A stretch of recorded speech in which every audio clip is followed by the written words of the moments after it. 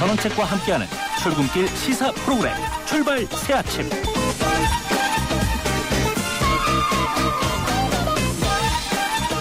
네, 출발 새아침 3부 시작합니다. 오늘 아마 이 색다른 목소리에 조금 놀라신 분들이 많으실 텐데요. 이 전원책 변호사께서 오늘 좀 개인 사정으로 진행을 하기 어려워서 뉴스 브리핑을 하는 이종훈 평론가입니다. 제가 오늘 대신하고 있습니다. 교통정보 듣고 다시 돌아오겠습니다.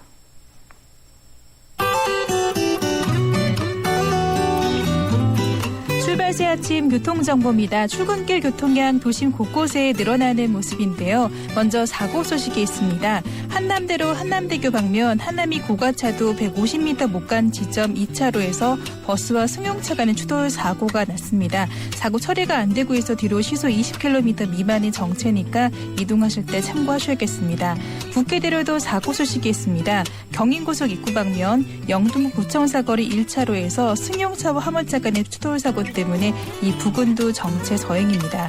서부간선도로는 안양 가는 길 목동교에서 신정교까지 밀려 지나고 있고 반대 도심 방면 신정교 이전부터 오목교까지도 정체 서행입니다. 오늘 아침 동부간선도로 도심 쪽으로는 정체가 크지 않은 모습인데요. 상계교부터 월계 1교 구간 이후로 장안교부터 성수 분기점까지는 정체입니다. 출발 새 아침 교통정보였습니다.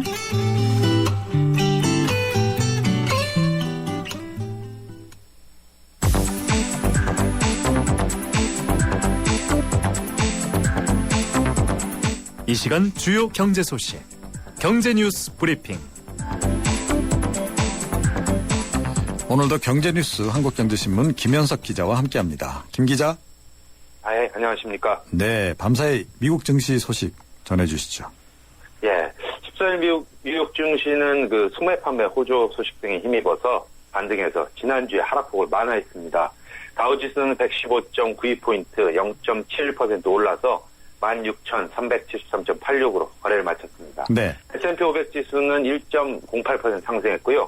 나스닥 지수도 1.69%나 올랐습니다. 발표된 지난 12월의 소매 판매는 0.2% 상승해서 시장 전망치인 0.1% 상승 웃돌았습니다. 지난 11월에 기업 재고도 0.4% 증가한 것으로 나타나서 시장 전망치를 넘었습니다. 네. 이날 그 필라델피아 연방준비은행의 그 찰스 플러서 총재가 그 영적 완화를 올 연말 이전에 끝내야 한다는 등 또 이날도 그 연준 지역 총재들의 추가 테이퍼링 관련 발언이 지속됐지만 시장은 이보다 지표 호조를 더 좋게 받아들였습니다. 네. 그 JP모건과 웰스파고 등 그 대형은행들의 실적이 나쁘지 않은 것도 투자자들의 우려를 완화시켰는데요. 웰스파고의 경우에는 지난 4분기 순이익이 전년 동기보다 10%나 올라서 56억 1천만 달러를 기록했다고 발표했습니다. 네, 그렇군요. 이 국내에서는 올해 그 고용이 더 줄어들 거다, 뭐 이런 그 관측이 있는데, 이 통상임금 확대, 그런 것들이 영향을 미친 거로 봐야 됩니까? 어떻습니까? 네, 맞습니다. 어제 그 윤상직 산업통상자원부 장관 주재로 그 30대 그룹 사장단 회의가 열렸는데요. 이들 30대 그룹 중에서 그 올해 신규 채용을 작년보다 늘리겠다는 곳이 SK와 금호아시아나 현대백화점 등 세 곳에 불과한 것으로 나타났습니다. 예. 삼성이나 현대차, 포스코, 현대중공업, GS 등은 대부분 작년과 비슷한 임원을 뽑겠다는 계획을 밝혔고요. LG와 KT, 효성, OCI 등은 작년보다 고용 규모를 줄이기로 했습니다. 네. LG는 작년에 그 14,500명에서 올해 12,000명으로 채용 인원을 줄이고요. KT도 작년 3,200명에서 올해 2,600명으로 6,600명만 뽑기로 했습니다. 이에 따라서 그 올해 30대 그룹 총 채용 인원은 작년에 12만 8천 명에서 다소 줄어들 것으로 관측되고 있습니다. 네. 예, 30대 그룹이 고용을 줄이는 건 엔저 등으로 그 어려움을 겪으면 수출에 어려움을 겪고 있어서 올해 국내 경기 어렵고 있고요. 또 올해 국내 경기 회복도 불확실한 데다가 또 통상임금 범위 확대 등으로 노무 관련 리스크가 커진 게 원인으로 꼽히고 있습니다. 그렇군요. 이승철 그 전국 경제인연합회 부회장은 간담회에 참석한 기업들이 그 통상임금 판결로 큰 폭의 임금 상승이 예상되면서 신규 채용을 늘리기가 부담스럽다는 의견을 냈다고 이렇게 전했습니다. 네. 이 영화관들이 팝콘을 비싸게 팔아서 한 해 2천억 넘게 번다. 이런 소식도 있대요. 예. 영화관에 가면 그 팝콘 작은 통이 평균 한 4,000원 정도고요. 큰 통이 6,000원 정도에 팝니다. 그러게요. 그 CGV에 가면 작은 게 4,400원, 큰 것이 5,100원으로 가장 비쌌고요. 또 롯데시네마, 메가박스 순으로 가격이 형성됐습니다. 여기에 그 콜라 한 잔을 추가하면 영업효과가 비슷해지는데요. 네. 4,000원 넘게 팔고 있는 그 200g짜리 팝콘 한 통의 원가가 300원대에 불과하다고 합니다. 이렇다 보니까 그 국내 3대 극장 체인이 팝콘과 음료만으로 한 해 2천억 원이 넘게 벌고 있는데요. 네. CGV 한 곳에서만 작년 1월부터 9월까지 팝콘과 음료 매출이 1,000억 원을 넘어서 티켓 판매 금액의 4분의 1에 달했습니다. 오, 네. 네, 극장들이 이렇게 팝콘으로 바가지를 씌우는 거는 그 관객들이 외부 음식물 반입이 안 된다고 알고 있기 때문인데요. 사실은 2008년에 그 공정거래위원회 결정에 따라서 극장에서는 그 냄새가 강하지 않은 외부 음식은 반입이 가능합니다. 네네. 다만 극장들이 이 같은 사실을 그 극장 관객들에게 잘 알리고 있지는 않습니다. 네, 영화 자주 보세요? 가끔 봅니다. 저도 자주 보는 편인데 저는 요즘에 이 팝콘 같은 거 사가지고 들어갑니다. 그렇습니까? 예, 오늘 소식 고맙습니다. 네, 감사합니다. 네, 지금까지 경제뉴스 한국경제신문 김현석 기자와 함께했습니다. 뉴스를 창조하는 시사 프로그램, 뉴스를 풀어내는 시사 프로그램, 전원책의 출발 사진. 네, 여러분들 혹시 그 장기 기증, 이런 의사를 밝히신 경험이 있으신지 모르겠습니다. 저도 이미 밝혀온 그런 그 상황이긴 한데요. 아무래도 이게 참 의미가 있는 일이죠. 생명을 다한 자신의 몸, 이걸 고통받는 타인을 살리는데 이렇게 사용을 하는 그런 의미가 있습니다. 이 사후 장기 이 기증 희망자가 처음으로 지금 100만 명을 넘어섰다 그래요. 지난 한 해 신규 등록자만 하더라도 약 16만 명 정도, 기증 의사를 철회하거나 사망자를 제외하더라도 총 105만 3천여 명인 것으로 이렇게 드러났습니다. 그래서 오늘 그 전문가 연결해서 한번 얘기 나눠봅니다. 이원균 사랑의 장기기증운동본부 사무처장입니다. 안녕하십니까? 네, 안녕하세요. 네, 어떻습니까? 이 감회가 좀 남다르실 것 같은데요? 예. 저희가 이제 23년 동안 이 일을 했는데. 네. 100만 명 넘어섰다고 하니까 굉장히 감사하고 기쁜 일이기도 하면서 또 앞으로 할 일이 더 많이 있겠다 이런 생각이 듭니다. 네. 오랫동안 이 일을 해오셨다고 조금 전에 말씀하셨는데요. 네, 예. 이게 무슨 추이적으로 뭔가 좀 이렇게 눈에 띄는 게 있습니까? 저희가 이제 100만 명 이번에 넘어섰는데. 네. 과거에 보면은 이제 좀 유명한 연예인이라든지 공인들이 좀 기증에 참여하거나 또 기증 희망 등록을 하셨으면 일반인들의 참여율이 좀 높았었고요. 예, 그리고 예전 한 10년 전과 지금 비교해보면 인식이 좀 많이 변화가 있어서 사람들이 쉽게 이렇게 참여하는 폭이 좀 넓어지고 있는 것 같습니다. 연령대도 좀 다양해지고 있는 것 같고요. 그렇군요. 네. 네. 반면에 또 이 기증의사를 철회하는 분들도 좀 없지 않은 걸로 이렇게 지금 알고 있는데요. 네, 예. 어떻습니까? 그 분들은?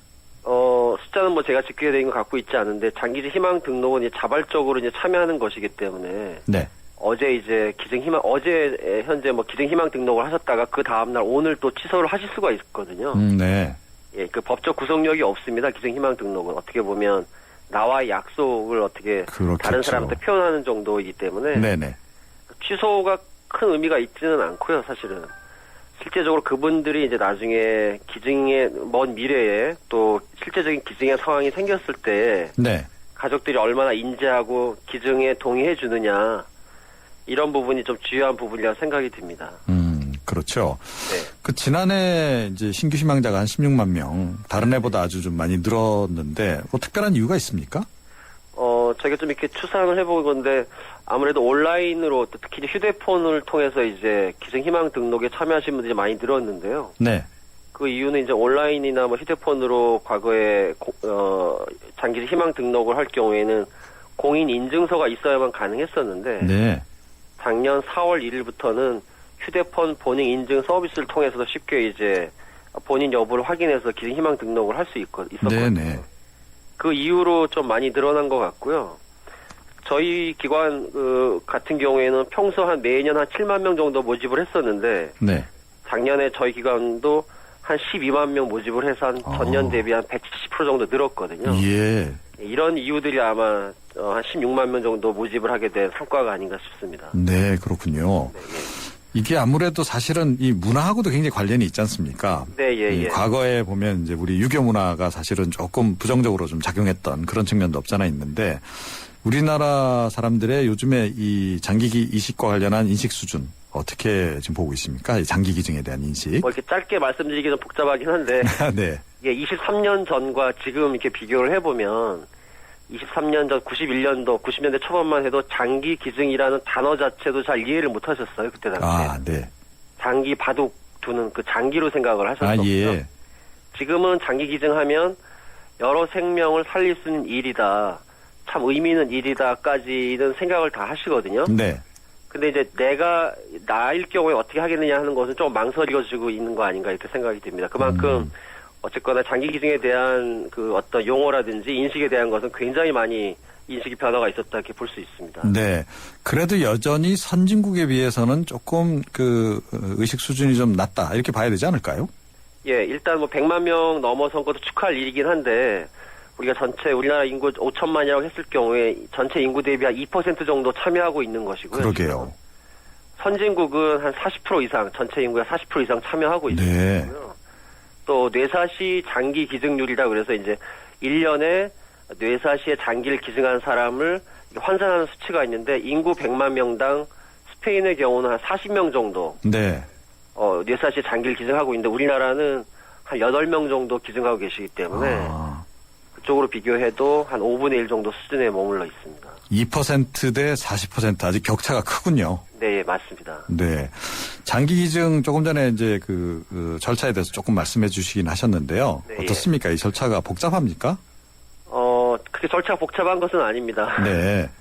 장기기증 희망 등록은 뭐 이렇게 자발적으로 참여하는 것이기 때문에 언제든지 취소도 가능하고 또 휴대폰을 통해서도 쉽게 참여가 가능한데요. 그 말씀은 뭐 휴대폰 관련해서 뭐 어플리케이션이라든가 이런 것들이 어플도 있고요. 또 m.donor.or.kr, m.donor.or.kr로 접속을 하시면 거기 휴대폰 그 모바일 웹에서도 쉽게 바로 그냥 기증 희망 등록을 하실 수가 있습니다. 네.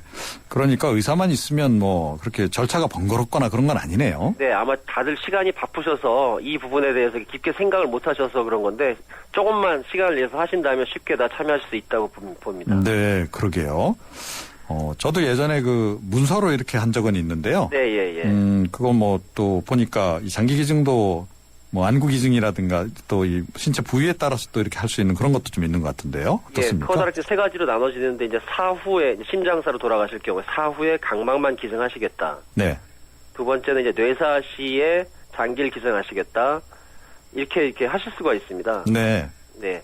그 중에 이제 두 개 다 중복 체크 가능하고 이제 하나만 체크하셔도 되고 둘 다 이제 사후에 기증하는 것으로 기증 희망 등록을 표현할 수 있는 것이죠. 네. 근데 이제 장기 기증을 하겠다 이렇게 이제 의사 표현도 하고 등록도 하고 했는데 정작 가족들이 몰라가지고 그냥 이렇게 넘어가는 경우도 의외로 많을 것 같은데 어떻습니까? 예, 일단 이제 그 심장사로 돌아가신 분은 어떻게 보면 갑자기보다는 예견된 죽음일 수 있는데 이제 뇌사 상태가 되시는 경우는 갑자기 닥치는 일이어서 가족들이 경황이 없으시거든요. 네. 그럴 경우는 이제 생전에 기증희망 서약 등록을 하셨을 경우에는 가족들한테 좀 이야기해 놓으시는 게 중요하고요. 가족들이 만약에 무슨 일이 있으면 이쪽에 연락을 해야 된다고 인지를 하고 있다가 그런 상황에 있을 때 이제 연락을 주시면 그때 이제 장기기증 안내나 또 동의 절차 이런 것들 자세히 설명을 드리는데 무엇보다도 이렇게 문화 자체가 이런 상황일 경우에는 여러 생명을 살리는 일에 좀 헌신을 해야겠다는 문화를 좀 만들어야 가족들도 동의율도 높아지고 가족들이 그런 상황에서 논의할 때 기증적으로 더 긍정적으로 이야기할 수 있지 않을까 이렇게 생각을 합니다. 네. 그래도 여전히 그 시신에 뭔가 훼손을 가하는 것에 대해서 부정적인 그런 가족들이 의외로 많을 것 같은데 어떻습니까? 이게 특히 이제 뇌사시 장기 기증의 상황에 있을 때 이제 가족 중에 몇 사람은 찬성을 하는데 기증에 대해서 한두 사람이라도 강하게 반대를 하시면 결국은 기증하기가 좀 어렵더라고요. 그렇겠죠. 네, 그래서 어차피 그 뇌사는 이제 2주 이내에 이제 심장이 멎어서 사망을 하게 되기 때문에 장기 기증과 별개로 어차피 사망을 하시는 분이라는 걸 인식하에 이럴 경우에는 여러 생명을 살릴 수 있는 기회가 있다라는 쪽으로 긍정적으로 좀 한 번만 더 생각해 주신다면 더 많은 사람들을 살릴 수 있는 기회가 되지 않을까 이렇게 생각이 됩니다. 네. 장기 기증을 좀 활성화하기 위해서 뭐 정부 차원에서 법이라든가 제도를 바꿔야 될 부분은 없습니까? 여러 가지가 좀 있겠는데 아무래도 현장에서 하면 저희가 있으니까 그런 것들을 많이 느끼는데 특히 이제 휴대폰 본인 인증을 통해서 더 많이 늘어난 것처럼 기증 희망 등록 절차는 좀 더 간소할 필요가 있지 않겠나 이렇게 생각이 됩니다. 네. 예를 들어서 이제 지금 현재 만 19세 미만인 미성년자의 경우에는 기증 희망 등록을 하려면 가족의 동의와 또 동의한 가족임을 증명하는 관계 서류를 제출해야만 가능하거든요. 물론 미성년자한테 더 많은 희망을 등록을 받겠다는 건 아니어도 19세 정도 되면 대학교 1학년 정도 되는 대학교 1학년 학생 정도 되는데 네. 그 연령을 좀 16세로 낮춰서 17세 이상부터는 본인의 의사만으로 기증 희망 등록을 하게 하고 16세 이하는 가족의 동의만으로 등록이 가능하도록 하는 것이 어떻게 되냐 하는 거고요. 네. 왜냐하면 이제 실제 기증을 할 경우에는 가족의 동의를 반드시 필요하기 때문에 그렇죠. 기증 희망 등록은 좀 문턱을 좀 낮춰서 더 많은 사람들이 쉽게 참여할 수 있도록 해주는 게 좋지 않겠나 이런 생각이 듭니다. 네. 이 사회적으로도 그 인식이 계속 좀 바뀌어야 될 것 같아요. 그렇죠? 네, 예, 그렇습니다. 굉장히 중요한 부분인데요.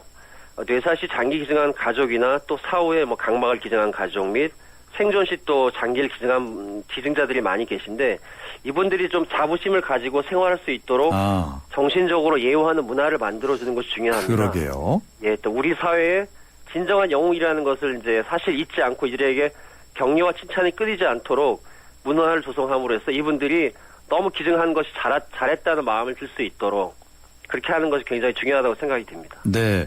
앞으로 그런 쪽으로 홍보도 좀 많이 하셔야 될 것 같아요. 네, 예. 그래서 올해는 좀 그런 거에 역점을 두려고 하고 있습니다. 이벤트 같은 거 이런 것도 가끔 합니까? 그럼요. 거리 캠페인도 많이 하고요. 특별히 이제 그런 기증자들을 위해서 저희가 한 3년 계획으로 생명 나눔 공원을 좀 만들어서 그 후손들이나 자손들이 와서 기증한 사실에 대해서 좀 자랑스러워할 수 있는 공간을 좀 만들려고 준비 중입니다. 네, 전화번호하고요. 그 홈페이지 주소도 다시 한 번만 짧게 말씀해 주시죠. 예, 홈페이지는 www.donor.or.kr이고요. 네. 전화번호는 전국 어디서나 1588-1589입니다. 1588-1589. 예. 네, 외기 쉽네요. 네, 예, 그렇습니다. 네, 오늘 말씀 고맙습니다. 예, 감사합니다. 네. 지금까지 사랑의 장기기증운동본부 이원균 사무처장이었습니다. 채소 과일이 건강에 좋다고 하면 승우 씨는 말하죠. 알고 있어. 그런데 미국 암협회에서 암 예방을 위해 채소 과일 하루 2컵 반 섭취를 권장한다고 해도 그럴까요? 그래? 그럼 더 먹어야겠네. 챙겨주세요. 미리미리 챙기는 가족 건강. 출발새 아침 3부 함께 하셨고요. 잠시 뒤 4부에서 뵙겠습니다. 여보, 우리 집 도로명 주소 알아? 그럼 당연하지. 대안길 5번이잖아. 벌써 알고 있었네. 도로명 주소는 도로 왼쪽에는 홀수, 오른쪽에는 짝수 번호 건물이 순서대로 있으니까 도로 이름과 건물 번호만 기억하면 쉬워. 와, 알려주기도 찾아가기도 정말 편하겠네. 네. 각종 민원 신청할 때도 우편물을 보내거나 길 찾을 때도 이젠 도로명 주소. 도로명 주소 홈페이지나 주소 찾아 앱에서 우리 집 주소를 꼭 확인하세요. 이 캠페인은 국민의 안전과 행복을 생각하는 안전행정부와 함께합니다. 줄줄 새는 바람 따라 줄줄 새는 난방비 틈새 바람 막으면 새는 돈도 막을 수 있지. 겨울철 전기 절약 울랄라. 겨울에 내복 입은 당신이 멋져. 전열기 사용 줄이는 당신만 멋져. 겨울철 전기 절약 울랄라. 높아지는 전력 사용 느낄 시간대에 맞게 절약하는 당신. 겨울철 전기 절약 울랄라. 에너지 절약은 올겨울 가장 가치 있는 행동. 이 캠페인은 산업통상자원부와 에너지관리공단이 함께합니다.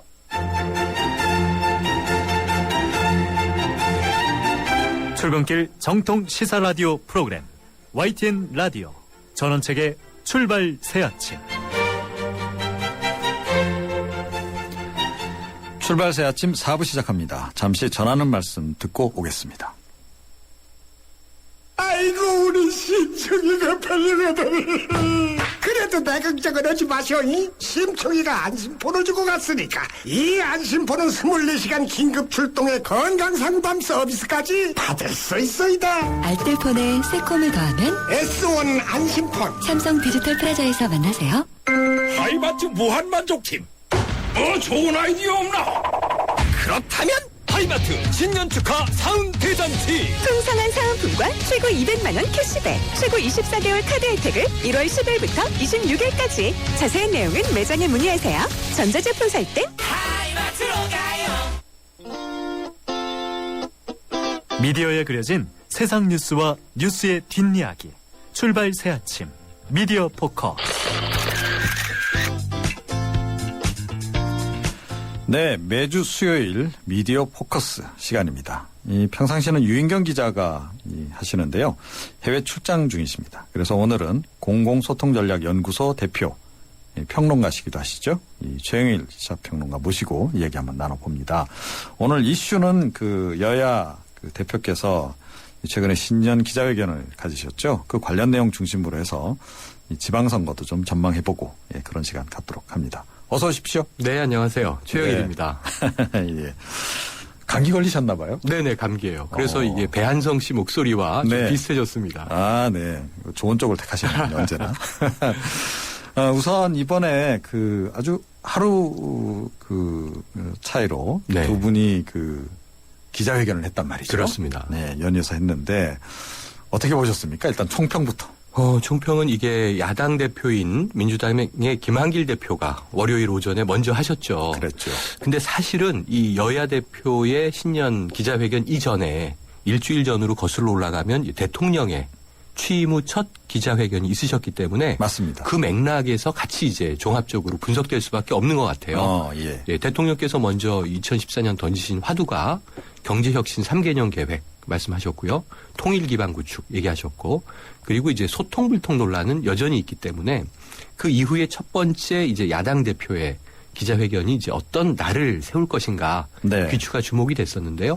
사실은 일정 부분 이제 2013년에서 넘어오면서 똑같이 이제 정쟁을 예고하고 있는 부분도 있습니다. 그렇죠. 우선 뭐 큰 화두를 두 가지로 정리하면 민주주의 회복 필요하다는 얘기를 했고요. 그리고 국가기관의 대선 개입에 대해서는 특검을 어떻게든지 관철시키겠다. 이런 의지 표명도 있었기 때문에 그것은 이제 연장선상에 있는 부분인데 좀 유화적인 부분이라고 한다면 이 여권이 주장해 오고 있는 북한 인권법 이 부분에 이제 협조할 용의를 이제 보이기 시작을 했죠. 그래서 이제 대북 정책은 정통적으로 민주당이 이제 가지고 오던 가치에 비해서 어찌 보면 작년 1년 뭐 종북 논란이 워낙 시끄러웠으니까요. 그 선긋기의 차원에서 조금은 이제 유화적인 스탠스를 보이기 시작했다. 이런 좀 이제 특이한 지점들이 포착이 되는데 그럼에도 불구하고 결국은 이제 재밌는 것이 여야 이 대표 모두 안철수 신당을 의식한 발언들이 숨어 있습니다. 그래서 이제 이 새누리당에게 이번 지방선거에서 어부지리를 주지 않으려면 이 야권 연대가 필요한데 민주당이 중심이 되어야 한다. 이런 이제 표명을 했었고요. 맞습니다. 그 다음 날 바로 어제 황우여 대표의 연설에는 또 거꾸로 반대된 이야기가 들어 있습니다. 야권 연대가 이제 있어서는 안 된다라고 하는 취지였고요. 그러게요. 대등한 관계의 연대라면 하나의 당이면 되지. 왜 여러 당이 이제 연대를 하느냐. 또는 맞습니다. 대등하지 않고 이제 이 규모가 다른 형태의 연대라면 후유증이 많다. 이렇게 또 이제 정가 진단을 여권의 대표께서 직접 하셨어요. 근데 어제 황우여 대표의 이제 신년사의 경우에는 전폭적으로 이제 일주일 전에 대통령의 기자회견을 지지하고 이제 밀겠다라고 하는 집권 여당의 입장이 강력하게 담겨 있었고요. 또 이 여야 대표 회견 보면서 제가 재밌었던 것은 사실 지금 혁신이 필요한 것은 좀 야당 쪽 아니겠습니까? 그렇죠. 그동안 계속 이 지지율도 굉장히 낮아졌고요. 그다음에 존재감에 대한 이제 비난들이 많았기 때문에 김한길 대표가 강력하게 이 당의 개혁 이야기를 하긴 했습니다. 그럼에도 불구하고 내용이 없었다라는 이제 후평들이 많고요. 또는 이제 실천 행동이나 어떻게 이것을 이제 행위해 나가겠다. 그런 대목이 좀 이제 미약했던 거 아니냐. 이런 질타가 있었던 거에 비해서 집권 여당은 조금 이제 유리한 국면을 이끌고 가는 입장인데 황우여 대표의 신년 기자회견이 당 개혁 문제에 대해서 훨씬 많은 구체적인 안들을 담고 있습니다. 맞습니다. 그게 좀 이제 신기했던 부분이고요. 그럼 여야가 이제 스스로 자당을 이제 개혁하는 부분들에 대해서 아젠다들을 이제 쏟아내기 시작한 것이 어떻게 이제 앞으로 정치역학적으로 작동이 되겠는가 하는 것은 이제 굉장히 재미있게 지켜볼 관심사가 되겠습니다. 네. 오늘 지금 공공소통전략연구소 최영일 대표와 더불어서 어떻게 보면 이제 최근에 이 정가 상황에 대해서 좀 얘기를 나누고 있는데요. 여러분들 의견 지금 받고 있습니다. 샵 0945 50원의 문자 유료 문자입니다. 이 방송은 쌍방향이군요. 그렇습니다. 모바일 앱 예스 참여란을 통해서도 이 참여가 가능하십니다. 다시 한번 알려드리면 샵 0945번입니다. 50원의 그 비용이 조금 들긴 합니다. 의견 좀 보내주시면 저희가 또 질문에 또 반영도 하고 그렇게 하도록 하겠습니다. 계속 이야기를 좀 나눠보죠. 이 쟁점들이 또 약간 있지 않았습니까? 그렇죠. 그동안에 쟁점이 있었는데 그것과 관련해서도 약간 그 온도차가 나는 각자 의견을 또 개진하지 않았어요. 그렇죠. 어떻게 보셨어요? 그 부분은? 이제 쟁점이 여러 가지가 드러날 수 있는데요. 네. 우선 제가 좀 관심 있게 주목했던 쟁점은 이게 지방선거가 이제 6월 4일 사실 이제 5개월 채 남지 않은 상황으로 접어들다 보니까 지방선거에 대한 이제 여와 야의 전략들이 어떻게 드러날 것인가. 네. 이거 좀 재밌는 사항이었는데요. 사실은 이게 1년여 동안 새 정부 출범 이후에 여야가 국회 내에서 공방을 했던 대목이 있지 않습니까? 그렇죠. 그게 이제 기초 의회 부분에 대한 공천 폐지 문제입니다. 네. 이건 또 대선 전에 안철수 의원까지 포함해서 공약 사항이기도 합니다. 그래서 뭔가 우리가 정치권을 개혁하기 위해서는 공천제도에 대한 손질이 필요하다. 근데 기초부터 우선은 정당의 공천권을 폐지하자. 근데 이제 이 부분에 대해서 1년 전으로 거슬러 올라가면 사실은 민주당이 좀 미온적이었고요. 네. 새누리당은 강력하게 공약 사항이니까 해야지.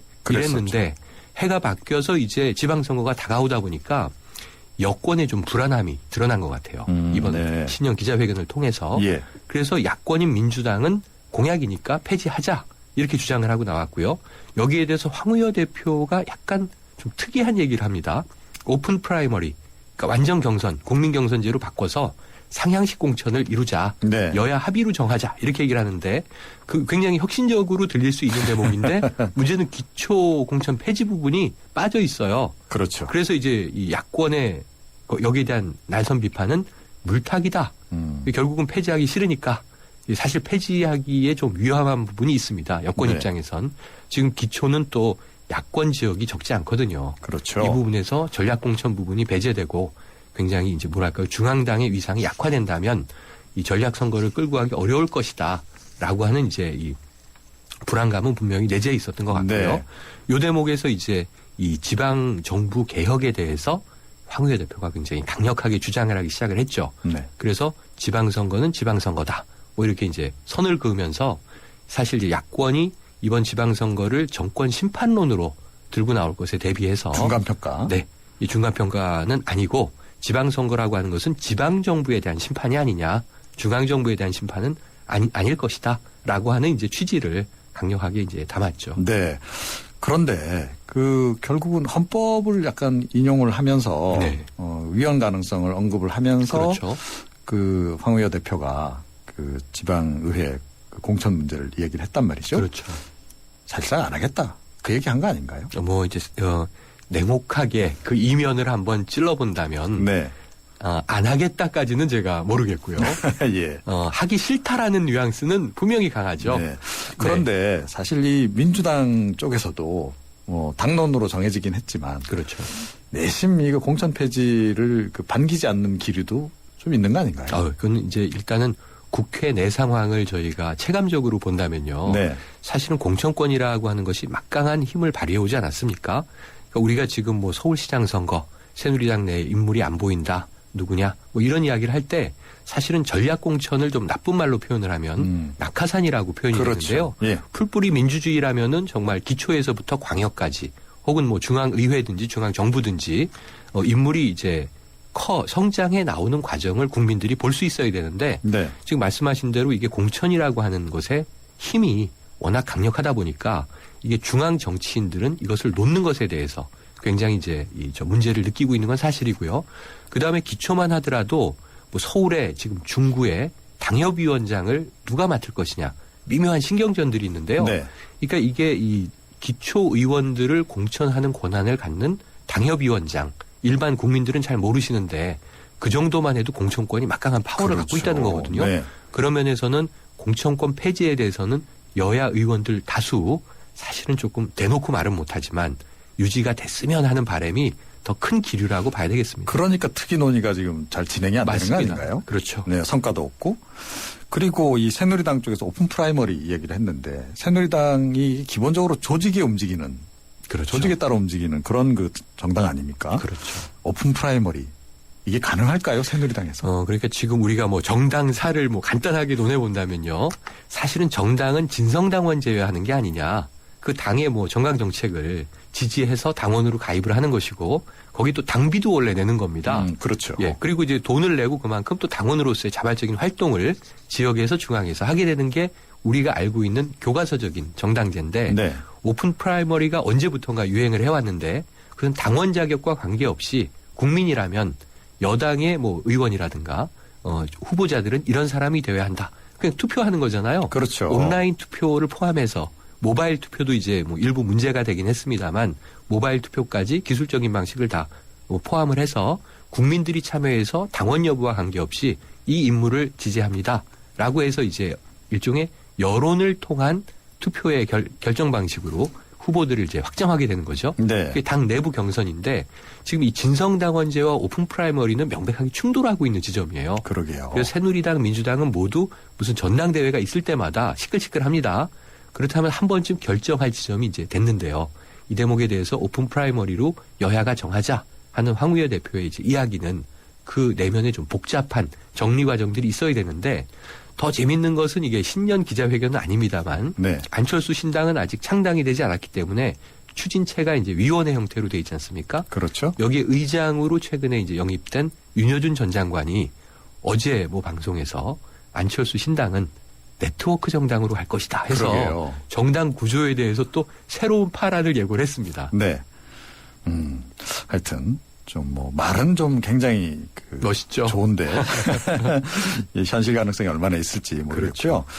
그 또 연관해가지고 그 황우여 대표가 협의민주주의라고 하는 네, 좀 듣기에도 또 굉장히 좋긴 한데 그렇죠. 또 알맹이가 뭘지 좀 이렇게 그거는 이게 정말 저는 어제 듣고요. 예.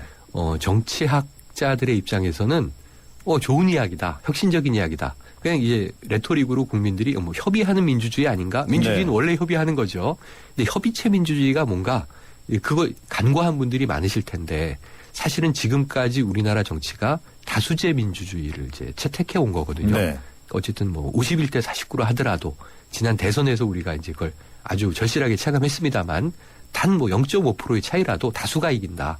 그럼 다수의 결정으로 간다는데 협의체 민주주의는 일종의 이제 소수라 하더라도 다수가 아니라 하더라도 만장일치제 우리가 뭐 과거에 이야기하는 화백제도까지는 아니라 하더라도 정말 많은 사람들이 완전 합의에 이를 정도의 수준까지 협의를 거친다라고 하는 거지 않습니까? 그러게요. 그렇다면 굉장히 고도화된 토론 민주주의를 이제 이야기하는 것인데 맞습니다. 네. 그 단초가 하나 있긴 있어요. 국회 선진화법 같은 경우가 거대 여당이 얼마나 다수라 하더라도 야당과 동의를 하지 않으면 이 법을 가결할 수 없는 그런 제도를 한 거기 때문에 협의체 민주주의의 좀 원시적인 단초는 이미 이제 선진화법으로 들어와 있긴 합니다만 이게 사실은 다수당의 여당 대표가 이야기하기에는 좀 의외적인 사항이어서 네. 어떻게 이것을 구현하겠다는 것인지는 지켜볼 부분인데요. 황 대표의 이제 어제 신년 기자회견에 좀 고민이 되는 부분은 좋은 이야기가 참 많이 담겨 있는데 맞습니다. 사실은 지금 이제 새누리당 내에 당권 경쟁이 시작됐거든요. 6.4 지방선거 이후에 전당대회를 할 것이냐 혹은 임시전당대회를 당겨서 3월에 할 것이냐 지금 논란이 되고 있어서 그 결정이 이제 주목되는데 지금 황우여 대표가 어제 이야기한 것들이 새누리당 내에서 올해 얼마나 실천될 수 있는 것이냐 많은 좋은 이야기가 던져졌지만 필요한 이야기도 있고 정략적인 이야기도 있습니다만 그것이 실천되는 과정에 대한 신뢰를 국민들이 얼마나 줄 수 있을까? 결국은 이것이 좀 이제 관건이 아니겠는가 네. 분석을 해봅니다. 근데 결국은 뭐 지난해 내내 그랬습니다만, 그러니까 청와대가 주도하는 당청 관계 그렇죠. 하에서 과연 그 여당의 입지가 생길 것이며 네. 협의 민주주의가 가능하냐? 그렇죠. 이런 의문이 있는 거 아닙니까? 맞습니다. 실현 가능성의 문제가 남죠. 차기 대표 체제에서 과연 그게 가능할까요? 쉽지 않아 보이고요. 냉정하게 말씀드리면 작년 1년 동안 황우여 대표가 약간 그래도 이게 국회가 시도는 많이 하셨어요. 협의체인데 네. 대화로 풀어야 되는 거 아닌가 하고 이제 이 민주당의 좀 귀를 열 때마다 여권 지지층이나 청와대에서는 굉장히 좀 이제 심기불편한 분위기가 많이 나왔었거든요. 예. 그래서 황우여 대표 본인은 굉장히 협의제 민주주의를 원하는 이 의회주의자다라고 이렇게 판단이 됩니다만 결국은 당내 기류나 작년 1년 내내 청와대의 눈치를 보는 어찌 보면은 여당은 작년에 정말 소리를 낸 적이 없거든요. 네. 그런 측면에서 이제 올해 들어서 여권 내의 당권을 좀 이제 중심으로 놓고 각축이 벌어지는 것 자체가 여당 안에도 다양한 목소리가 있었구나. 민주주의를 하는구나. 이런 것들 이제 국민들이 좀 체감하는 계기가 된다는 거를 강점으로 또 분석하는 분들이 있어요. 네. 그거는 제가 보기엔 좀 굉장히 좀 작년에 얼만큼 경직됐으면 올해 그렇게까지 우리가 이야기를 해야 되나 하고 좀 가슴 아픈 대목이라고 보고요. 네. 이 황 대표의 어제 기자회견이 과연 야당을 움직이는 것은 둘째치고 여당 내에서 어느 정도 주도권을 가진 것인가 그리고 지금 말씀하셨던 핵심적인 당청 관계 부분에서 또 청와대는 어느 정도 이제 그 여당의 자율권을 인정하는 상황인가 하는 부분에 있어서는 사실 2014년의 전국도 회의적이라고 보고요. 네. 이미 이제 지방선거로 이제 접어든 상황에서 사실은 이제 여야 전쟁이 시작되는 거지 않습니까? 그러게요. 정권 심판이다, 아니다, 지방정부 심판이다, 뭐 지방정부 이제 이 부도 우리가 파산론까지도 나오고 있는 상황이다 보니까 여기에 또 강론적인 이제 이슈들이 제기되게 되면 굉장히 시끄러운 이제 이 올해 상반기가 될 것 같습니다. 그러게 말입니다. 그 민주당 얘기도 좀 해보죠. 네. 그 민주당의 김한길 대표가 뭐 정치 혁신 얘기하면서 사실은 뭐 당 혁신 얘기도 했어요. 그렇죠. 지금 뭐 어떻게 보면 야권 지지 세력들이 가장 불만인 게 민주당이 혁신을 안 하고 있는 거 아닙니까? 그렇죠. 네.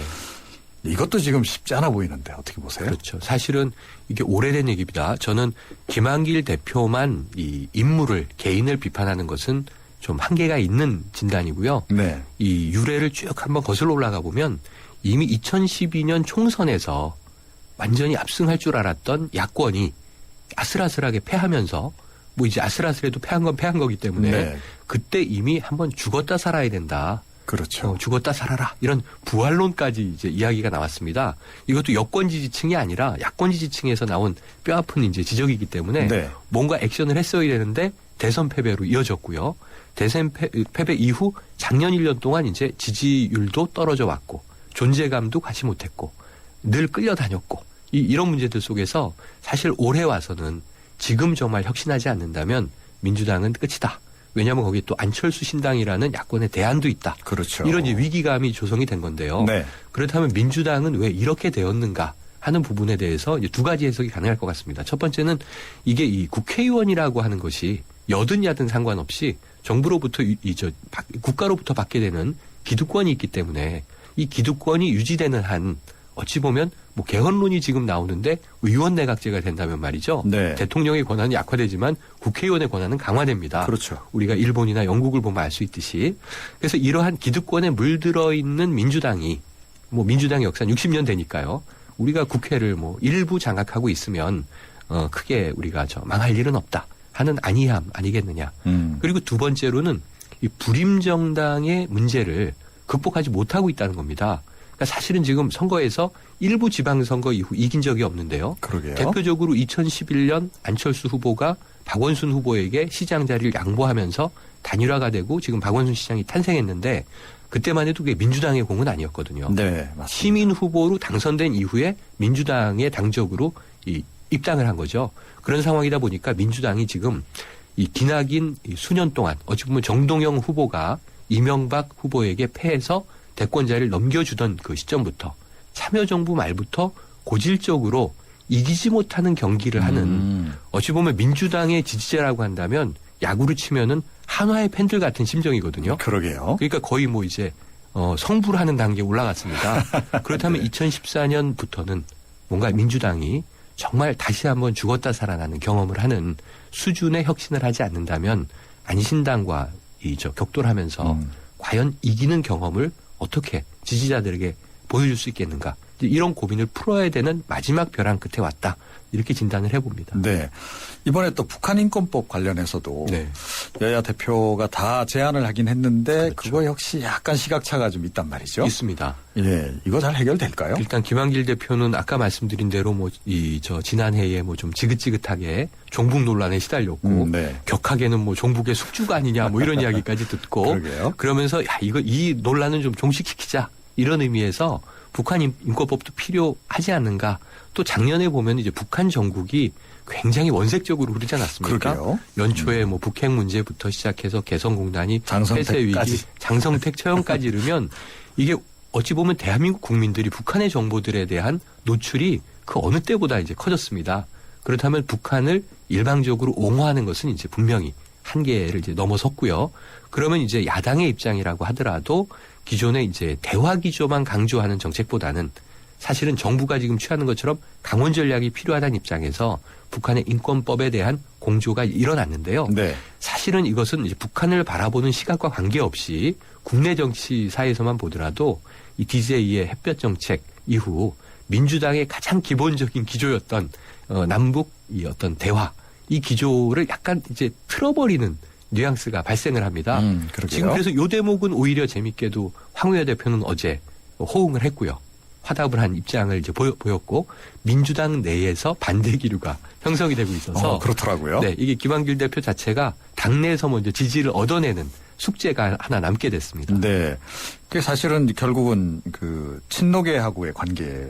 그렇죠. 에서 이게 쟁점이 또 되는 거기도 하고. 그렇죠. 그거 친노계를 또 어떻게 정리하느냐가 또 당 혁신 문제하고도 연결되는 거 아닌가요? 지금 정리되지 않은 상황에서 오다 보니까 이게 어찌 보면은 한 집안에 두 살림이 있는 모양이에요. 국민들이 보기에는. 네. 그래서 과연 이 김한길 대표의 말이 지금 민주당의 이제 주류 흐름인지 아니면 가끔씩 튀어나오는 돌발 발언에 문재인 의원의 발언이 지금 민주당의 이제 핵심 축인지 이것을 이제 국민들은 다 의혹의 눈으로 바라보는 맞습니다. 과정이 형성되다 보니까 네.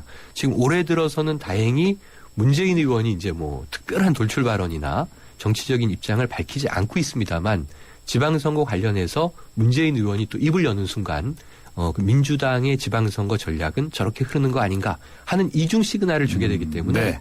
이게 정말 커뮤니케이션론에서는 엄마와 아빠 얘기가 다르면 아이는 헷갈리거든요. 네. 민주당을 바라보는 국민들의 눈을 올해는 좀 하나의 강력한 노선으로 통합해 주지 않는다면 이게 아까 죽고 사는 문제와 직결되어 있는 핵심 사안이라고 봅니다. 네.